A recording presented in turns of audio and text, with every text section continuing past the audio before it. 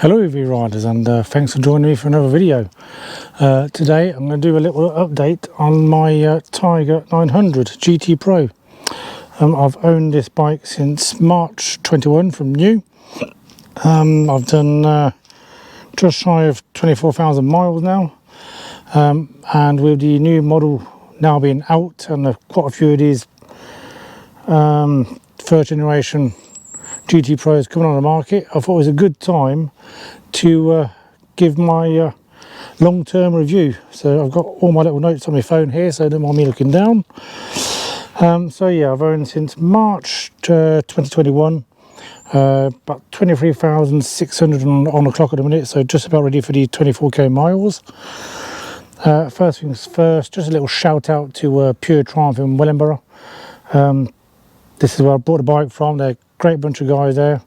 Always looked after me when I've had any kind of minor niggles with the bike, which we'll talk about in a minute. Nothing major, don't worry. Apart from being knocked off last July, and thankfully they fixed it up pretty quick for me. But yeah, shout out to Pure Triumph, great bunch of guys. If you are in the market for a new Triumph, hit them up, because they really are great guys to deal with. So my Triumph Tiger 900 GT Pro. Let's go over the good bits about the bike first. First things first, 55 miles to the gallon. Can't really complain about that. I mean, I ride this bike in a mixture of ways, either bimbling about or absolutely thrashing the pants off it, and doesn't matter how hard I thrash it, it's never gone under 50 miles to the gallon. I think the worst I've ever had on a tour was about 51 miles to the gallon one day in Switzerland when I was really caning it. But yeah, really good fuel economy. It's got a 20 litre tank as well, so you get about 170 180 miles, well, between 160 180 miles before the reserve light comes on, but you've got well over 200 miles range. I reckon if you really take it easy, you can get about 240 miles out of the tank before it runs dry. I think if you really did ride like an old granny, no offence intended, old grannies, you would get probably 250 miles before it ran dry. I think it's achievable. Yeah, so really good miles to the gallon. It's got the fueling on this bike is absolutely spot on. You got 4 riding modes. You got sport, normal, and rain and off-road. Oh, you've also got the customizable riding mode on this as well, so you can change all the settings how you want it, like traction control, ABS and that. So yeah, 4 different riding modes. I always have it in sport. When it rains, I do have a riding mode, which I've the customizable riding mode, which I've set to sporty throttle and ABS and traction control in normal and rain. And that does me for bad weather conditions. Occasionally I'll stick it in normal if the weather's really bad, but yeah, don't really need that very often. Sport is where it's at for the fueling for me. I like it. It makes the bike feel alive, and yeah. So on to the engine. I mean, this is a peppy performer throughout the rev range. I mean, with a T-plane crank, it makes it feel like a V-twin, and it's an engine that just speaks to me, and it just feels alive. I love this engine in this bike. It's one of my favourite engines. I mean, at 94 brake horsepower, it's not massively powerful, but there's enough to have fun on the road, and it sounds glorious as well. Listen to her purr.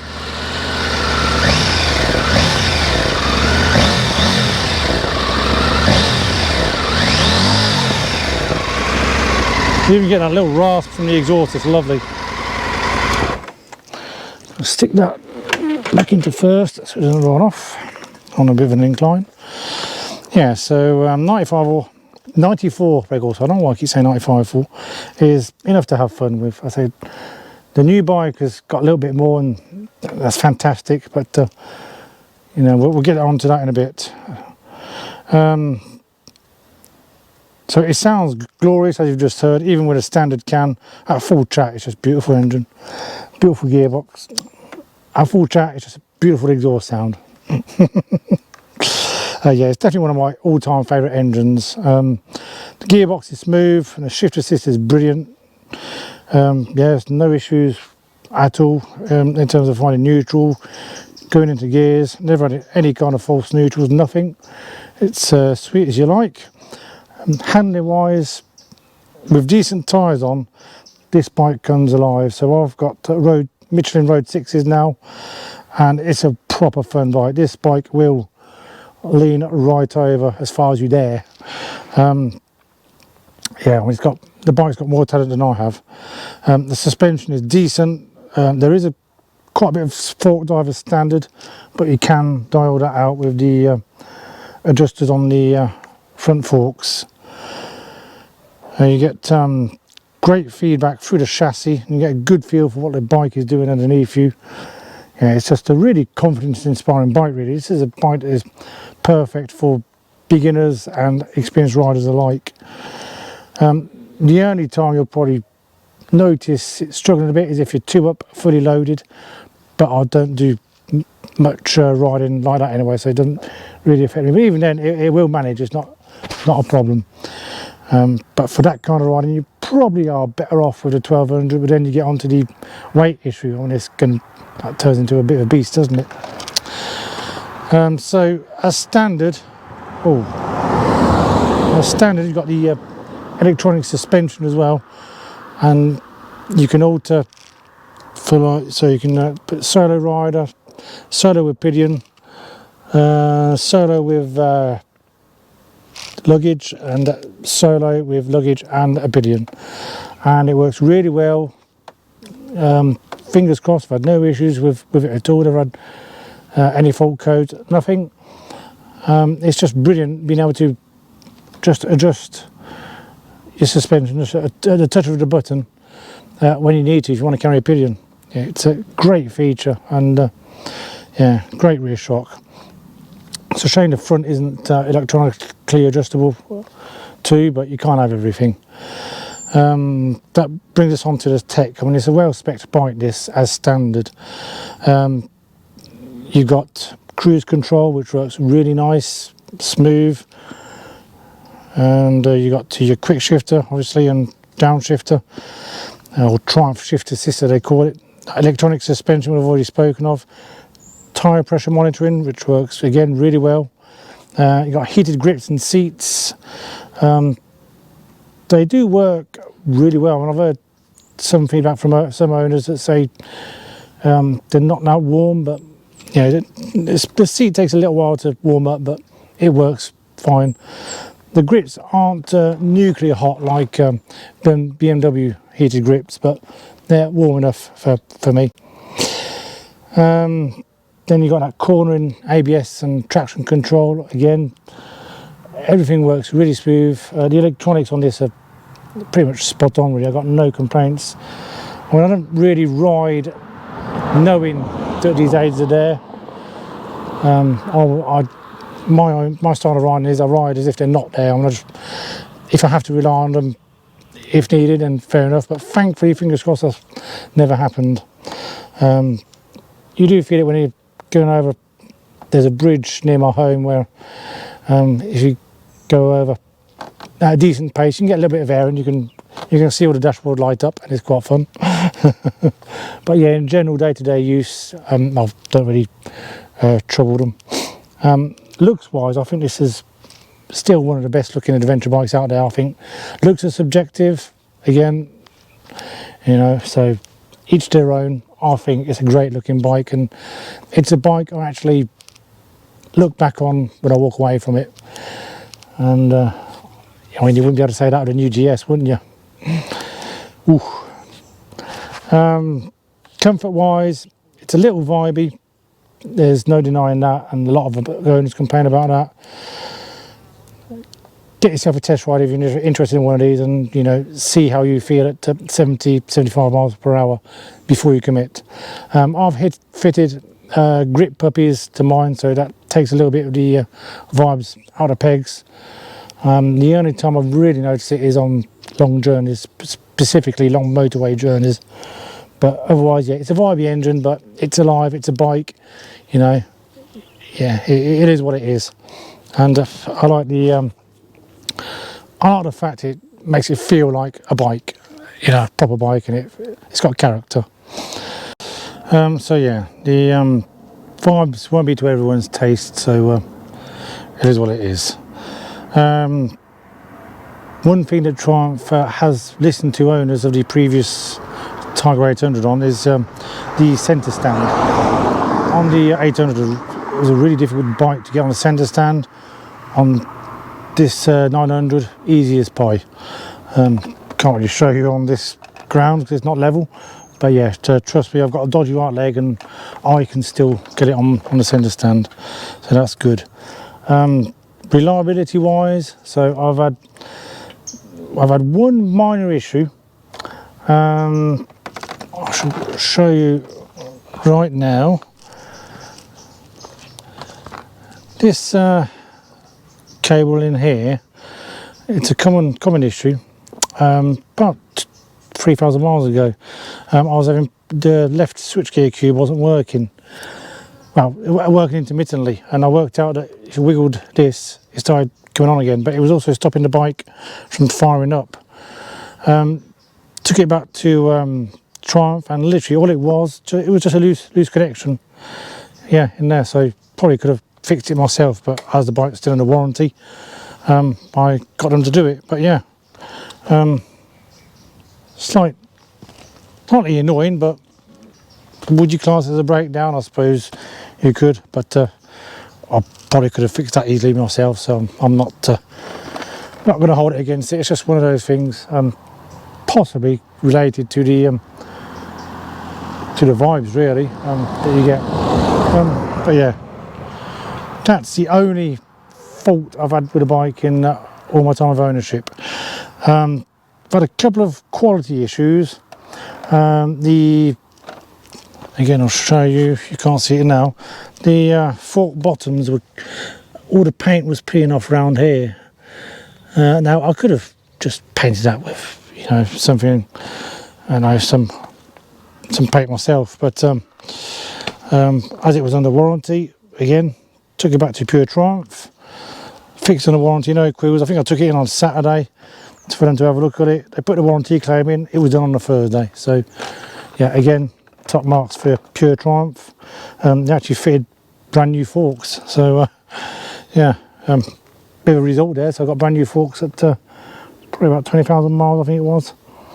Yeah, so yeah, dealt with no problems at all. Again, it's just a silly little niggle. It's not the worst built bike I've ever had. It's not the worst build quality. I mean, that goes to the Suzuki Bandit I had from new, which had paint peeling off the wheels, but that's a different story.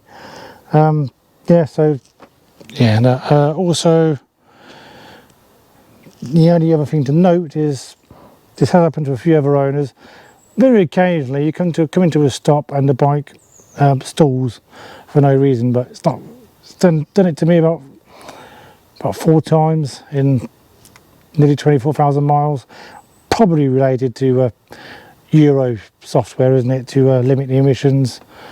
Not a problem, starts straight back up. So it's just a silly little thing, and it's not the only bike I've had that issue on. I've had that on a BMW before. So again, I'm guessing it's to do with emissions regulations, but yeah, I'm not going to hold that against it, and it's only happened when coming to a stop at really slow speeds. Where are we on to now? So let's have a look at some of the bad parts. I mean, that's going to lead us on nicely, isn't it? Bad things about this bike. Service intervals, 6,000 mile service intervals, and the big valve clearance is at 12. So it's quite an expensive bike to run when you think about it. And if you're going to do 12,000 miles a year, it's going to be a very expensive bike to run unless you do your own servicing. Yeah, so if you're buying one of these used, make sure you check out if it's near the 12 or 24k mark or 36, make sure that service has either been done or get it done as part of the deal, or get some money off the bike. On the newer models, the 24 Tiger 900s, I think the service intervals are still the same, but they've extended the valve clearance interval to 18k, I think, so it should be a bit cheaper to run. 6k still isn't great these days, but I mean the Multistrada is about, I think it's 9.5k now, something like that anyway.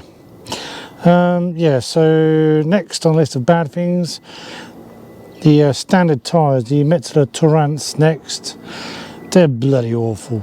Switch to road, Michelin Road 6s or any other decent tyres, just junk, them horrible Metzelers.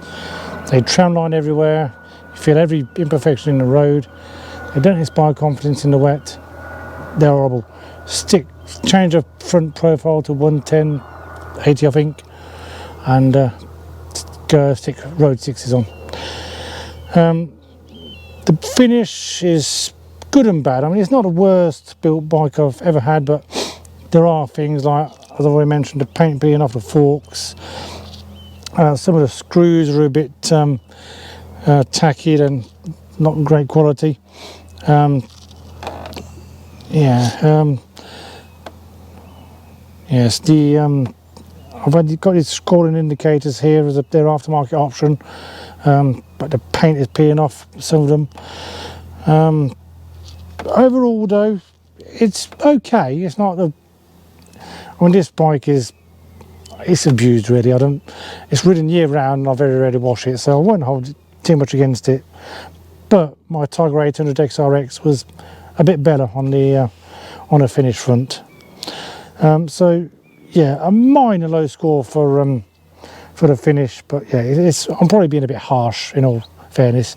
If you're the type who looks after your bike and washes it every week, you know, all year round, it probably won't be too much of a problem. Again, I mean, when it's properly cleaned, it does come up really nice. So yeah, for a bike with nearly 24k on it, it's not that bad. I am being a bit harsh, in fairness.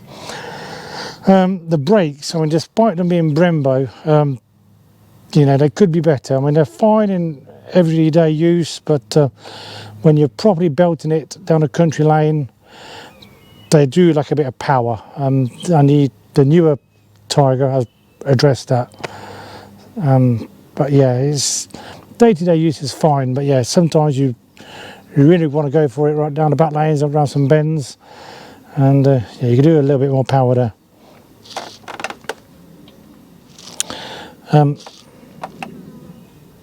What do we have here? Squirrel? Oh no, it's a bird. Sparrow.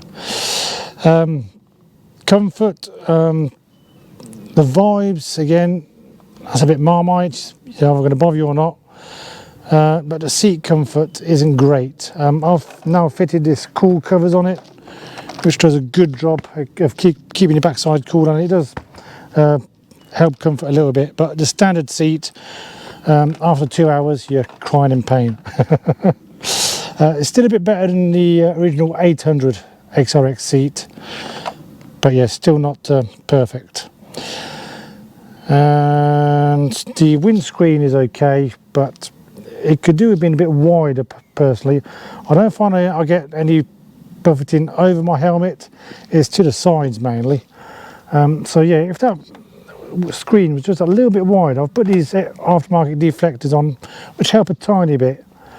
But yeah, I just think if Triumph would have made this screen just wider as standard, it would have made a big difference to buffeting. But again, it's not the worst bike for it. So yeah, I mean, I'm 5'10". You know, if you're shorter than me, for a smaller build, it might not be too much of a problem. That's one good thing about this bike as well. 820 millimeters seat height. It's easy to flat foot. Again, 5'10" I am, and I've got no issues getting my feet flat on the ground. I'll show you now. I usually get on the bike cowboy style. I know that's not very vegan. But yeah, the ground's a bit uneven here, but I think you get the gist of it. No problem at all. So if you're about below 5'8", 5'9", you might start struggling a bit, but otherwise it's the seat height is pretty good, and it's not a heavy bike. It's not top heavy. The weight distribution is much better than on the old 800. So it's a very manageable bike to move around and just push about on your driveway. Let's carry on with the bad stuff. That should have been in the good stuff, really, shouldn't it? The Bluetooth connectivity on the screen is absolutely useless.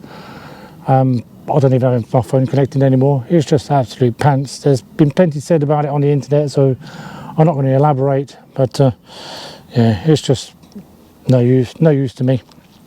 I'd rather just put my phone on the quad lock and watch me sat nav on there, and I'll connect my phone to my Senna intercom on the helmet. I don't think I've mentioned the TFT actually apart from that, but the TFT, you could put it in the bad bits because a lot of owners don't like it, but personally it's okay. It's not, BMW have got the edge there, definitely on the TFT front, but I think it's pretty good myself. I've got used to it. The newer model 900, it has been improved, but again, I think it's clear. I have the screen set to high contrast permanently because I prefer it like that, but I think the biggest criticism owners give is that you can't see the rev indicator easily, but I don't find it's a problem really, and I've got all the info that I need. The speedo's in big numbers. Yeah, it's a non-issue personally, I think, and I think it looks sleek enough. I've got no complaints. Yes, there's a few annoying things, like the clock loses time, like about a minute throughout a week, which is really annoying. So sometimes you'll be looking at the clock and forgetting that you haven't adjusted it, and yeah, it's earlier than it should be. Yeah, so that's a bit of an annoying thing. I know that's a common issue. When you turn the bike off, it doesn't remember your heat settings, so if you're filling up with fuel, then you have to switch all your heated seat and heated grips and also your fog lights back on. The new Tiger 900, it's been sorted on that, so it remembers it. It remembers your settings. The mirrors, they don't look as nice as the last of the 800s before they were phased out. They're quite a bit boring in comparison. They're more reminiscent of the original 800s, which were prone to rust. And yeah, just about all I can think of really. Just a few minor little grumbles really. My favourite mods on the bike, I would recommend a Jivvy top box. So I've got the V47, and I can fit two helmets in this bad boy, and I've got soft panniers. I've got this Hepco and Becker SIBO mount, and I've got soft panniers that slide onto there. I prefer soft panniers, easy to filter. I've got the, I'll show you this. So this is quite handy. Sorry, it's the, whoa. It's the V56 I have, not V47. The V47 is a smaller top box, but yeah, I can fit all my camera gear in there, and two helmets will fit in, no problem at all.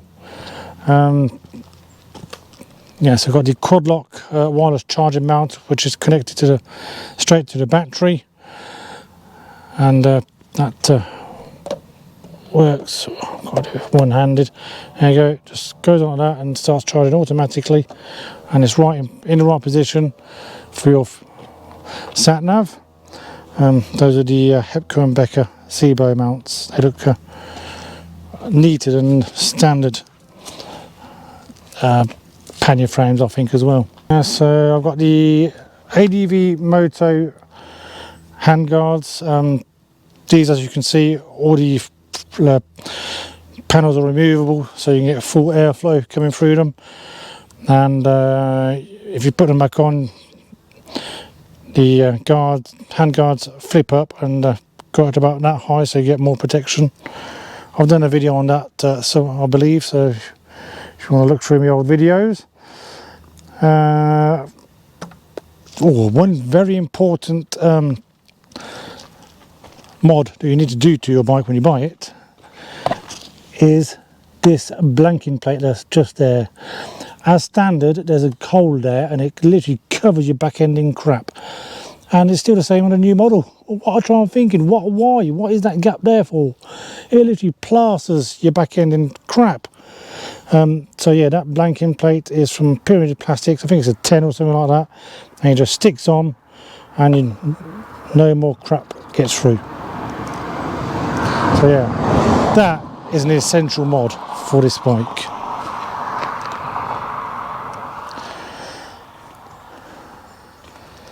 Also have the shad tank bag. You're kind of limited with your tank bags on this bike because of where the ignition sits. So if you have a bigger one, it encroaches on your key and you struggle to get your key out. So as you can see, this is a tiny tank bag and it's just enough room to get the key out. This is fitted on, try this one-handed. You've got that tank ring on the petrol cap, and it sits on nice and secure. It's not that big. You can fit a selfie stick, sunglasses, my pack safe lock, and some helmet cleaner. But yeah, apart from that, you're not going to fit much in there. So yeah, it's not the last word in spaciousness, but it does the job.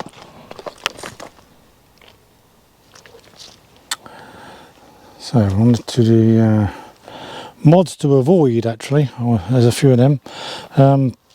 So I've got the Arrow end can on this, and to be honest, it sounds great as standard anyway. This bike, for the price that cost me, I think it's about 500-600 quid at a time. I wouldn't bother. I'll just stick with a standard can. The standard can looks good anyway, and sounds pretty free itself, and there's not much noticeable difference in power. So yeah, I would avoid the end can. If you're going to go down the end can route, get something better like a Scorpion or something. I personally would avoid the Triumph Expedition top box and the panniers, because they're just heavy and cumbersome and also quite awkward to open. It's hard to demonstrate, but you have to flip open the top bit and then the rest, and there's clips on the side. Yeah, I just much prefer just key and a push button like on the Jivies. I know Triumph ones are made by Jivies anyway, but you know what I mean. I would avoid the scrolling indicators as well, because these have got a very poor finish. You can see on that one in particular, I mean, I've touched it up with a bit of paint, but yeah, it's not great. They don't fare well in the winter. So again, if you're just riding your bike through the summer, or you're cleaning it religiously, it probably won't be a problem. But yeah, if you're riding in winter and you don't wash your bike very often, avoid them. They look good though.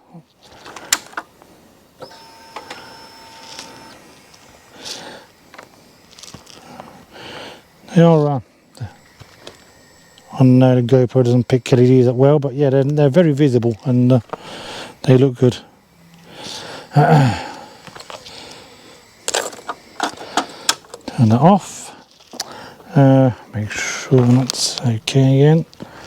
Yeah, so I would avoid the scrolling indicators. Stick to the standard ones. So that's about it for the mods to avoid. Everything else is we've been through really. Or one other recommended mod as well is the engine guard. When I got knocked off in July last year, it pretty much protected the left hand side of the bike. Did catch a tank, so I had to have the tank replaced, but other than that, they did their job really well. No complaints. In terms of costs, so my first chain I replaced at 8,000 miles because I had some stiff links. The sprockets were still good, so my mechanic recommended I just kept them, and I think they were on back order at the time as well, so they were still like new, I think he said. So it was a chain that got some stiff links. My fault, I probably didn't clean it enough, but yeah, the standard chain is it's a bit pants really, so I swapped to DID after that. My second chain and sprockets were replaced at 20,000 miles, so budget 12k for a chain and sprockets if you're not religious about looking after them. Tyres seem to last about 6,000 miles on average. Never cost to factor in, about 6,000–7,000 miles I'd say. Rear pads were replaced at 6,000 miles. I don't know why, because I didn't really use the rear brakes much, so I don't know if they were binding or something. The fronts at 12,000, and both were again replaced at 20,000 miles. Service costs at the dealership, you're looking at about £300 for a minor service and £600 to £800 for the 12, 24 and 36k miles with the valve clearance check. So yeah, it's not a cheap bike to run by any stretch of the imagination unless you do your own work. I would recommend you go for the extended warranty as well. I think that cost me £400 when I bought the bike, and this is still under warranty now, believe it or not, until next March. I'm filming this in July 24. With the work on the forks, with the paint work and having the forks replaced, getting the switchgear cable fixed, and a couple of other little niggles. I think I had a rusty centre stand spring. Yeah, basically all these little things have all add up, and they've paid, especially the forks, it's all paid for itself. And I know I've got until March next year. If I get any major issues with this bike, it's going to be fixed. And again, my dealer have been fantastic. Pure Triumph have been great. So I know they'll look after me if I have any issues, which fingers crossed I won't, because as I said, overall it's been a pretty bomb-proof bike. Comparisons to the new model. The new model was undeniably a fantastic improvement, but if you can't stretch to a new bike, a second-hand 900 is still a great proposition. The new bike has got a bit more power, less vibes. Yeah, it's just a lot of stuff has been improved really, but not groundbreakingly so. So yeah, if you own a 900 GT Pro, then I wouldn't say it's a must to go out and swap to the new model, because it's still a great bike. And for me, as long as this bike stays reliable once it's out of warranty, I'm probably going to be keeping it. Once it starts costing me too much money, I'm probably going to look at upgrading to the newer 900, because I just love the bike. That said, the extra 10–11 horsepower of a new bike is nice, yeah, there's no denying that. And the brakes as well. The brakes on the new model are phenomenal. But I digress. That's for another video, that is. And funny enough, I did a video on the 900 when my GoPro packed in on me yet again. But there is a video with my impressions. If you look through my previous videos, it's on there. If you're looking to buy one of these used, check the following is what I'd advise. Check the paint on the front forks, as I've already advised. Check the rear subframe. Oh, that's one thing I forgot to mention actually. I had some paint bubbling on the rear of the subframe around this area, and again, that was replaced in the warranty, but a lot of owners have that issue. So if you're buying a used bike, check the subframe for any bubbling paint. There are reports of some subframes actually cracking. So fingers crossed I've not had any issues myself, but check the rear subframe religiously if you're buying one of these used. Check the chain for stiff links if it's the original chain especially. Other known faults that I've read about online, you got obviously these switch cluster which we've always spoken about, so you know, wiggle these wires in both switch clusters, wiggle all the wires underneath, make sure that you will know if there's an issue because the backlit switches will turn off, the backlight will come off. That's another good thing about this bike, backlit switches, it really makes a difference in the dark. Yeah, so wiggle the wires, if your light goes off, you know you've got an issue. Again, I mean it's not that common and it's a simple fix, so nothing to worry about too much. I've seen a few reports of TFT failures, not had any issues myself, but I've seen reports.